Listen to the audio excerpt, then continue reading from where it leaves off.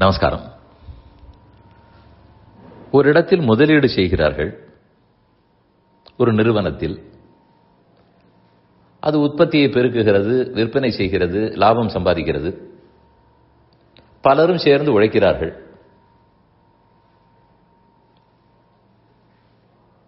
அந்த கம்பெனி எவ்வளவு லாபம் சம்பாதித்தது, இவ்வளவு போட்ட பணத்துக்கு என்ன பணம் திரும்ப வந்தது என்றெல்லாம் கணக்கு பார்ப்பார்கள். யார் பணத்தை முதலீடு செய்தாரோ அவர் ஒரு பக்கம் கேட்பார், நான் கொடுத்ததற்கு என்ன திரும்ப கொடுக்கிறீர்கள். அது ரெண்டு விதத்தில் கேட்பார்கள். ஒன்று, முதலீடு வளர்ந்ததா, அதனுடைய வேல்யூ கூடிச்சா, ஷேர் மார்க்கெட்ல வேல்யூ ஏறித்தா, அதையும் முதலீட்டாளர்கள் பார்ப்பார்கள். இன்னொன்னு, அந்தந்த ஆண்டுக்குரிய டிவிடெண்ட் வந்ததா, அது 10%, 20%, 30% என்ன கொடுத்தார்களோ அது அவ்வப்போது வந்து கொண்டிருக்க வேண்டும். நீண்ட காலத்தில் முதலீடு வேல்யூ கூட வேண்டும், அந்தந்த ஆண்டுக்குண்டான டிவிடெண்ட் வர வேண்டும். இந்த ரெண்டும் நடக்கிறதான முதலீட்டாளர்கள் பார்ப்பார்கள். அதுல அந்த இண்டஸ்ட்ரிக்கு எவ்வளவு பர்சன்டேஜ் இருக்க வேண்டும், இன்னது பட்ஜெட் போடுவார்கள், அதன்படிக்கு நடக்கிறதான்னு பார்ப்பார்கள். இது எல்லாமே நமக்கு தெரியும், நீங்களும் படித்திருப்பீர்கள், எல்லாரும் படித்திருக்கிறார்கள். இது ஒரு புறம். இந்த வாழ்க்கையே ஒரு முதலீடு தானே. நாம் பிறந்திருக்கிறோமே, இந்த பிறப்பு என்பது ஒரு முதலீடு. இன்னாருக்கு மகனாக மகளாக பிறந்திருக்கிறோம், இன்ன குடும்பத்தில் வளர்ந்திருக்கிறோம், ஒரு உடல் நமக்கு கிடைத்திருக்கிறது, அதுவே ஒரு முதலீடு. இந்த உடலை வைத்துக்கொண்டு எத்தனையோ சாதிக்கலாமே. பண முதலீட்டை வைத்துக்கொண்டு பலவற்றை சாதிக்கலாம். அந்த பணமே இருந்தாலும் ஒருத்தர் உழைக்க வேண்டுமே. இல்ல மெஷின் செய்யும், மெஷினை கண்டுபிடிக்க வேண்டுமே. அது எல்லாமே மனிதன் தானே செய்தாக வேண்டும். அது இந்த உடலோடு தானே செய்கிறோம். நம்முடைய உள்ளம், நம்முடைய அறிவு, இது எல்லாமே நமக்கு முதலீடு தானே. அதனால் தான் இந்த வாழ்க்கையே ஒரு முதலீடுன்னு சொன்னேன். இந்த முதலீட்டுக்கு என்ன ரிட்டர்ன் வந்தது, ரிட்டர்ன் ஆன் இன்வெஸ்ட்மெண்ட்னு சொல்லுவார்கள். இந்த வாழ்க்கையை ஒரு முதலீடாக வைத்திருக்கிறோமே, அதுக்கு என்ன லாபம் வந்தது, ரிட்டர்ன் என்ன கிடைத்தது. அது ரெண்டு விதத்தில் கிடைக்க வேண்டும். ஒன்று, ஷேர் வேல்யூ கொடுக்கிறதா.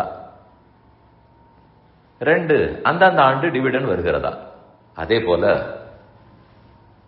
நாம பல பல பிறவிகள் எடுத்திருக்கிறோமே, கொஞ்சம் கொஞ்சமாக இந்த ஆத்மாவின் வேல்யூ கொடுக்கிறதா. அதுதான் ஒரிஜினல் இன்வெஸ்ட்மெண்ட். உடல் என்பது அவ்வப்போது அந்தந்த பிறவியில் எடுத்துக்கொள்வது, முடிந்து விடுவது. ஆத்மா மாறாது, நித்தியம். அந்த ஆத்மாவுக்கு வேல்யூ கூடுவது என்பது யாது?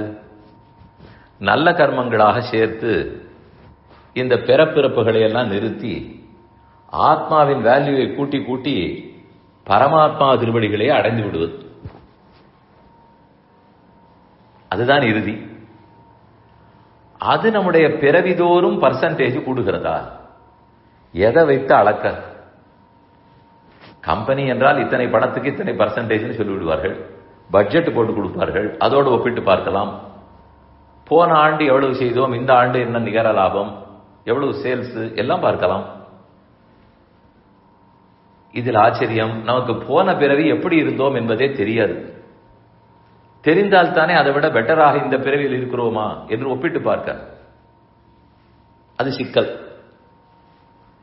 அதனால் தான் சாஸ்திரங்களில் எது சிறப்புன்னு வரையறுக்கப்பட்டிருக்கிறது.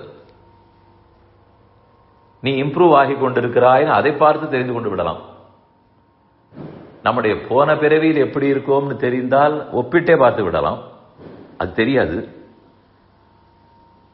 அதனால் சாஸ்திரங்களை கொண்டு ஸ்டாண்டர்ட் என்ன என்று தெரிந்து கொண்டால் அது இருந்தால் போதுமே. இது ஒரு பக்கம் ஆத்மாவுக்கு வேல்யூ கொடுவது. அடுத்தது, இந்த பிறவியில் இந்த வாழ்க்கையில் டிவிடெண்ட் வர வேண்டுமே. எக்கனாமிக் growth இருந்ததா, ஸ்பிரிச்சுவல் growth இருந்ததா, சோசியல் growth இருந்ததா, அதெல்லாம் டிவிடெண்ட்ஸ். நாம பொருளாதார வகையில் முன்னேறுகிறோமான்னு மட்டும் பார்த்து விடுகிறோம். ஸ்பிரிச்சுவலா ரிலிஜியஸா முன்னேறணுமா, குணங்களில் பண்புகளில் முன்னேறணுமா, இந்த சமுதாயத்துக்கு நான் என்ன பெட்டர் ஆக்குகிறேனோ அதில் முன்னேறினேனா, இதெல்லாம் அந்தந்த பிறவியில் நமக்கு கிடைக்க வேண்டிய டிவிடெண்ட்ஸ். இதுவும் வேண்டும், அது அவ்வப்போது அந்தந்த பிறவி. ஆனால் அது மட்டும் போராது, மொத்தத்தில் ஆத்மாவுடைய வேல்யூ கூடியாக வேண்டும். அப்பதான் அது அல்டிமேட் வேல்யூவை அடையும்.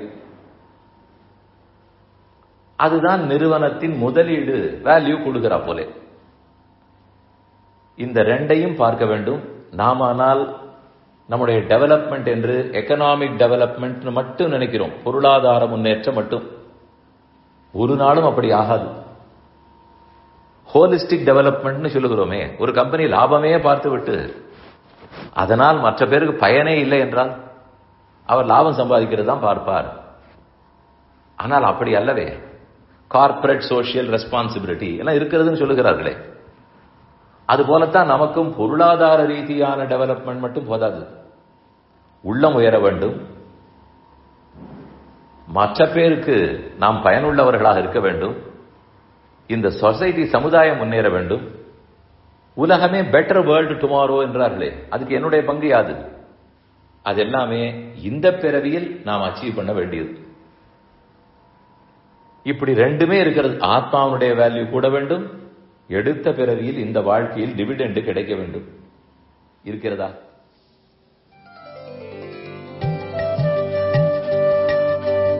இந்த என் பணி ஆடியோவை உங்களுக்காக வழங்கியவர் வேலுக்குடி ஸ்ரீ கிருஷ்ணன் சுவாமி. இந்த ஆடியோவை தினமும் உங்கள் மொபைலில் பெற கிஞ்சித் என் பணி KINCHITENPANI என்ற ஆப்பை கூகுள் பிளே ஸ்டோரிலோ அல்லது ஆப்பிள் ஐ ஸ்டோரிலோ டவுன்லோட் செய்து கொள்ளவும். தினம்தோறும் இது போன்ற உபன்யாசங்களை கேட்டு மகிழவும்.